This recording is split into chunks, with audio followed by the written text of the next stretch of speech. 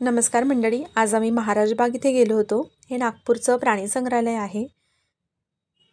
इथे खूप असे प्राणी नाही आहेत, पण टायगर, अस्वल, पिकॉक, मंकी असे काही सिलेक्टेड प्राणी इथे ठेवलेले आहेत. आणि लहान मुलांची जर ओळख पटवून द्यायची असेल तर नक्की त्यांना प्राणी संग्रहालयात नेलं पाहिजे. आता आम्ही इथे गेल्याबरोबर आमच्या कृतिकाचं हे घेऊन दे, ते घेऊन दे असं सुरू झालं. लहान मुलांचं गेम पाहिलं की त्यांना छान कोणतं घेऊ आणि कोणतं नाही असं होतं. खूप मोठा असा छान परिसर आहे. इथे इमूसुद्धा आहे आणि 4 इमू होते. त्याच्यापैकी एक इमू छान इकडे समोर खेळत होता. बघू शकता. आणि एका साईडला इथे गार्डन सेक्शन दिलं आहे, जिथे लहान मुलांच्या स्लायडिंग आणि सीसॉ वगैरे आहे. इथे एक ट्रेन पण आहे आणि प्रत्येक गेमची अशी तिकीट परचेस करावं लागते. ₹20, ₹10, ₹5 अशी तिकीट आहे.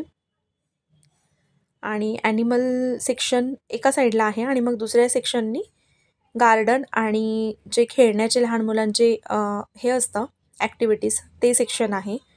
इथे पिकॉक पाहायला मिळाला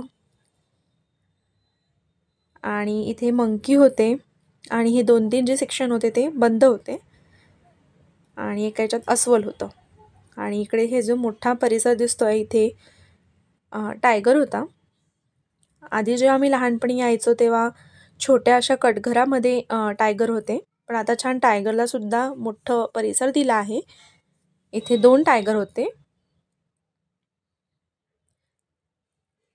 आणि मस्त फिरत होता तो टायगर आणि एक टायगर छान बसलेला होता.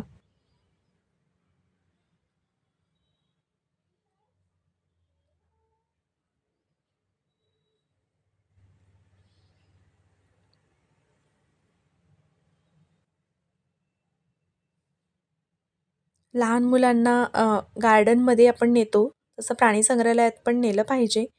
जसं आपण प्राण्यांचे फोटोज त्यांना दाखवतो, तसं प्राणी संग्रहालयामध्ये नेल्यावर त्यांची छान ओळख पटते. इथे अस्वल होतं, 2 अस्वली होत्या आणि इकडे छान हरीण होत्या. हरणाचा खूप मोठा कळप होता आणि हरीणला सुद्धा खूप मोठा परिसर दिला होता त्यांनी. काही खेळत होत्या, काही बसल्या होत्या. इथे नीलगाई पण होत्या. आमचं कृतिका छान फिरू फिरू मस्त सगळं बघत होती. तिला ॲनिमल्स वगैरे छान आवडतात आणि घाबरत तर अजिबात नाही. टायगरला सुद्धा इकडे ये म्हणाली ती माझ्याकडे. आणि इथे नीलगाई आहेत. नीलगाई पण भरपूर साऱ्या होत्या आणि नीलगाईंना तुम्ही बघू शकता एवढा मोठा परिसर छान नीलगाईंना दिला होता.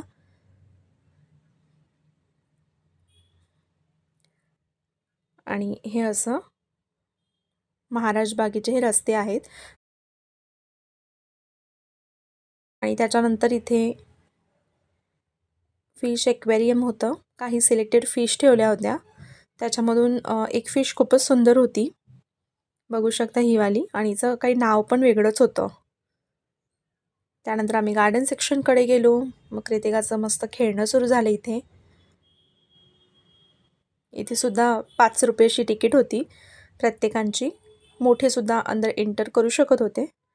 आणि मग आम्ही दोघी मायलेकींनी छान मस्त झोपाळ्यावर झुला केला. झोपाळ्यावर बसलो आणि मग स्लायडिंग पण छान खेळली कृतिका. आणि इथे एक इंटरेस्टिंग म्हणजे कृतिकाला चढताच येत नव्हतं, पण तिने पडली ती 2दा आणि त्याच्यानंतर ती शेवटी चढलीच त्याच्यावर आणि जिद्दीने चढली. हे खूप पाहण्यासारखं होतं.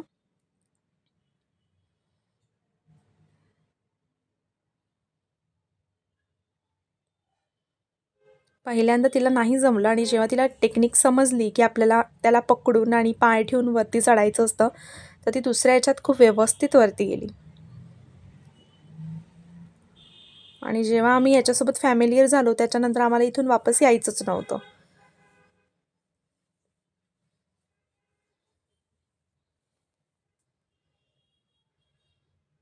अशी आम्ही केली इथे मस्त मज्जा.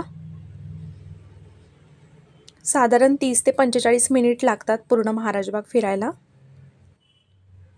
आणि प्रत्येक जर ॲक्टिव्हिटी केल्या तर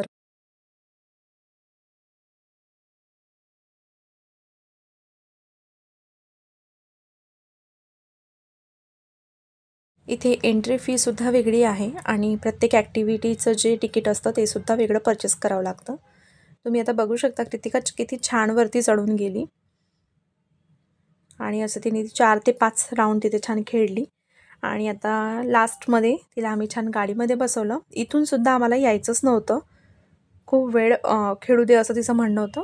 पण ₹20 2 मोठे राऊंड असं त्यांचं रूल्स होते.